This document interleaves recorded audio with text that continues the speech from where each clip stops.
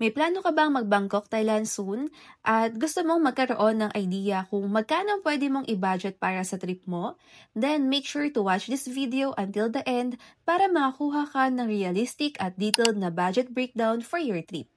But before that, if magbubook kayo ng hotels, activities, tours, or anything sa Klook, don't forget to use my Klook code KATIPIKLOOK para magkaroon kayo ng discounts. Okay, let's start with the expenses. Lahat ng babagitin ko today is good for 2 persons kasi kasama ko yung asawa ko sa trip na to. Unahin natin ang flight ticket. Nakapag-book kami ng round-trip ticket via Cebu Pacific for only 4,090 pesos per person. Take note na nakuha namin to during seat sale, kaya sulit talaga. So, ang total for 2 persons ay 8,180 pesos. Ang pangalawa naman sa expenses ay ang travel tax. So, required to kapag lalabas ka ng bansa. It costs 1,620 pesos per person, so total ay 3,240 pesos for 2. Next naman ay ang check-in baggage. Sa Cebu Pacific, ang 20 kilograms na baggage cost 1,290 pesos. Nag-avail kami papunta ng isang 20 kilograms na check-in baggage at nung pauwi naman, dalawang 20 kilograms na check-in baggage. So, in total, naka 3,870 pesos kami. Let's move naman sa mga pre-travel essentials. Sa hotel, nagstay kami sa Picnic Hotel Bangkok for 6 days and 5 nights. Super recommended namin to kasi malapit sa train station at spacious ang room.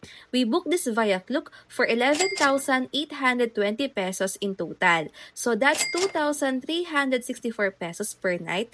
Good for 2 na yon. If gusto nyo ring i-book to, search nyo lang sa Klook ang Picnic Hotel Bangkok and don't forget to use my Klook code KATIPIKLOOK. Next naman ay ang SIM card. Best decision ever kasi nung nasa Thailand kami, nagkaroon kami ng emergency and someone needed to contact us. We got our Thailand SIM via Klook for 329 pesos per person. So, valid siya for 10 days and meron na siyang 50 gig data. So, total for 2 ay 658 pesos. Search nyo lang sa Klook ang True 5G Thailand Tourist SIM card and use my Klook code KATIPIKLOOK para magkaroon ka pa dyan ng discounts. Next naman sa expenses ay ang Rabbit Card. Ito naman ang ginagamit na pambayad sa mga BTS train station. So, kumbaga, para siyang beep card dito sa atin sa Pinas.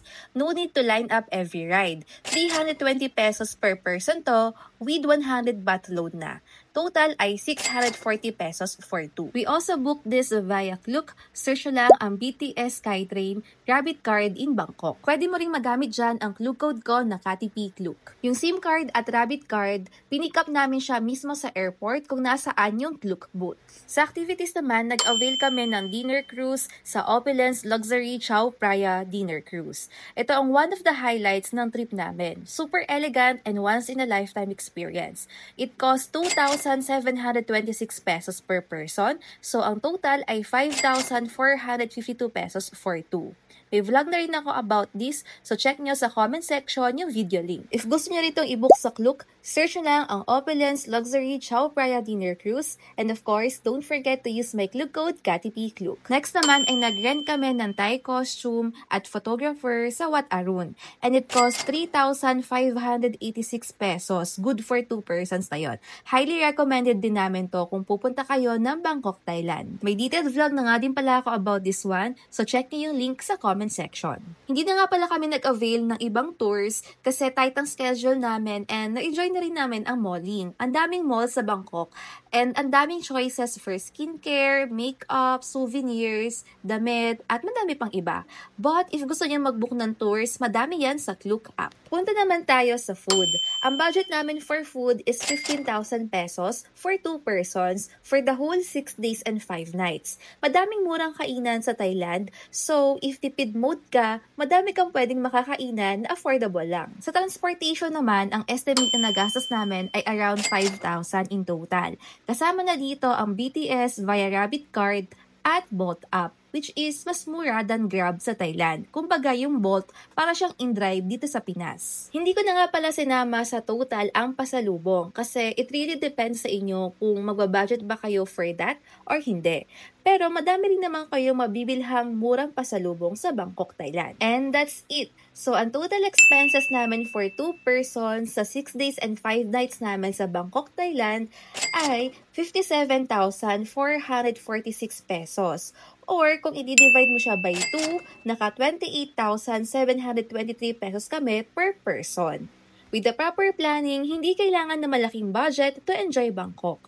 Nasa diskarte at wise booking lang yan. Kaya alam mo na, book your hotels, activities, and essentials via Klook and use my Klook code KATIPIKLOOK para magkaroon kayo ng discounts. If nakatulong sa inyo yung video na to, don't forget to like and follow. Share mo na rin sa kasama mong magpupunta ng Thailand. Ayun lang, thanks for watching, babush!